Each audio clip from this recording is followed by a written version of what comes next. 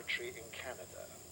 Here, the full significance of the physical laws of light and space have become clear to John Hutchison, and he is utilizing this knowledge to produce cause and effect experiments which lead to an understanding of the harmony of nature. Science, in harmony with the laws of nature for the good of mankind, will hold great values in many fields and would advance its course beyond our present comprehension. John Hutchison has been working in the areas of electromagnetic forces and the changes in the molecular structure of materials for many years. He has in this time achieved a breakthrough in anti-gravity knowledge, providing spectacular examples of heavy objects flying through the air without any visible signs of propulsion. He has also made amazing discoveries concerning the alteration of compositions of materials by subjecting them to a form of electromagnetic bombardment. We're looking at something which you know shouldn't be happening. The result of these experiments showed in graphic detail metal heating to a near liquid state without heat. Hard metals would turn into soft rubbery objects, proving that any substance could change its form if the science involved was understood.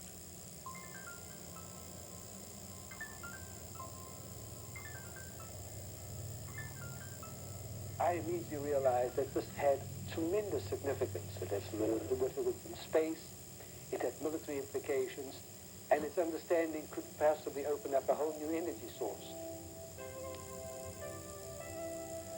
Hutchison is one of the growing number of scientists who realize that by applying physics to the natural laws of the universe, science will be taken into areas previously unrecognized.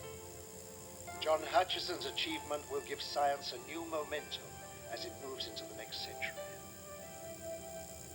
Some of the work of the lone inventor, John Hutchison, in Canada, Vancouver, Canada. Hutchison takes two Tesla coils and essentially puts in the center of them a target, which every target has certain nonlinearities, and then blasts away with these two coils at them. Basically, what he establishes is an electromagnetic fighting itself, electromagnetic forces fighting themselves. And gravitational force is made when, a gravitational potential is made when electromagnetic forces fight themselves to a draw, when, in other words, the gradients become zero. The gradient vectors, or the resultants, become zero, but the two forces are still in there slugging it out. All the energy is still going, the work is still going, but it's trapped locally. That's internal energy. That's what gravity is. And the Whittaker paper tells very well how to do that. So when John got things just right, he didn't have control of it, absolute control, but he bored in there with persistence, and when he got things just right to get the forces to fight to a draw, and there was the right nonlinearity in the target, he would have levitation when things even 64 pounds. He would also, another thing you do with such a thing is you cause the magnetostatic potential to change a vacuum. In other words, that's pole, an unfortunate name in magnetism. But in other words, it causes deposits of monopoles inside materials such as metals.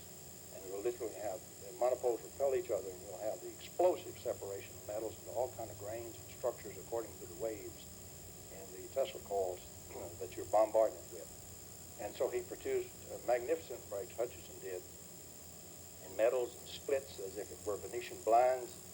And another thing it does, since this stuff comes from the nucleus out, it doesn't go through the electron shells. Its medium is the nuclei.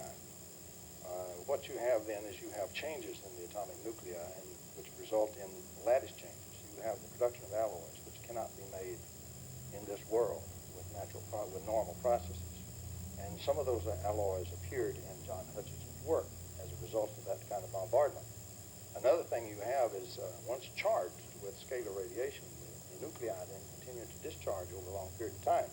And so the material continues to change, alloy form and so forth, over a period of even a year. And you had those changes occur in his work also.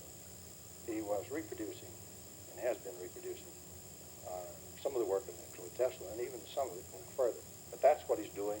What he's doing is real. And unfortunately, most people regard John Hutchison as being a little bit off and not really understanding electromagnetics and not really understanding a Tesla coil, nothing to be further from the truth. He's doing the real electromagnetics. He's doing the kind of electromagnetics they don't know anything about. He's doing electrogravitation and real Tesla work. The technology that we are aware of is quite staggering anyway. then there is also the technology which the governments are putting together, which we don't know about, and they've obviously got their own reasons for their secrets. But if we had any comprehension of how advanced this technology was, then I think people would then begin to realize that even our own people are far more advanced than they would believe.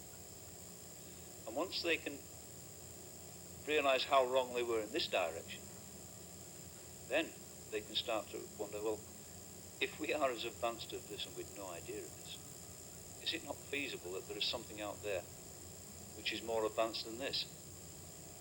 And perhaps all the technologies which are being put together at this moment in time are catching up on our alien friends, which I very, very much doubt.